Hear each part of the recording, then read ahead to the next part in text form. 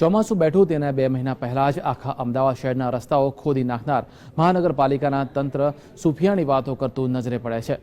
Mayor મીનાક્ષીબહેન પટેલ તેમજ municipal commissioner D થારાએ ઓન રેકોર્ડ એવી સુફિયાણી વાતો કહી હતી કે 2 મહિના તકલીફ સહન કરી લો, ચોમાસામાં કોઈ તકલીફ નહીં પડે અને કોઈ જગ્યાએ પાણી ભરાશે નહીં। પરંતુ અમદાવાદના શહેરોમાં ચોમાસાએ એન્ટ્રી સાથે જ 8 કલાકમાં એવો તો ખાબક્યો કે અમદાવાદ જાણે થંભી ગયું। અમદાવાદના નવા પશ્ચિમ ઝોનમાં આવતા વેજલપુર વાસીઓ માટે આ વર્ષે પણ ચોમાસું આફત બનીને જ આવ્યું છે।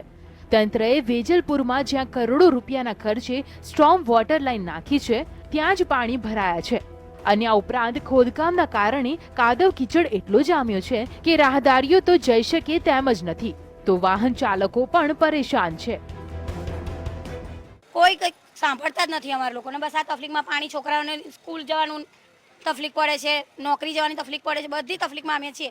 જાનવરો પણ સારી રીતે રહેતા એવી તકલીફમાં અમે રહીએ છીએ। વેજલપુર વિસ્તારમાં વરસાદ બાદ હવે ભૂવા પડવા, ખાડા પડવા ઉપરાંત ગંદકીનું પણ સામ્રાજ્ય વકરી રહ્યું છે અને લોકોમાં તંત્ર સામે રોષ છે। બહુ બધું પાણી ભરાઈ ગયું, બધા ઘરમાં અડધા પાણી ભરાઈ ગયું છે ઓર એના અંદર એમાં શું છે કે ખાવાની તકલીફ છે, સબ્જી લાવવાની તકલીફ છે, હર બધી તરીકેની તકલીફ અહીંયા છે। 2 મહિના અગાઉ મસ્ત મોટી વાતો કરતા તંત્રની હાલત આજે બોલ બચ્ચન જેવી થઈ છે। માત્ર વાતો નહીં, વિકાસમાં માનનારી ભાજપ સરકાર પણ હવે મૂંગી થઈને માત્ર પરિસ્થિતિ પર નજર રાખી રહી હોય તેમ લાગી રહ્યું છે।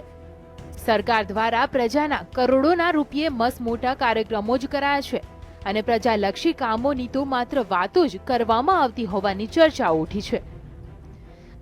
કેમેરામેન મનીષ સાથે કૃષ્ણા દેસાઈ, GSTV, અમદાવાદ।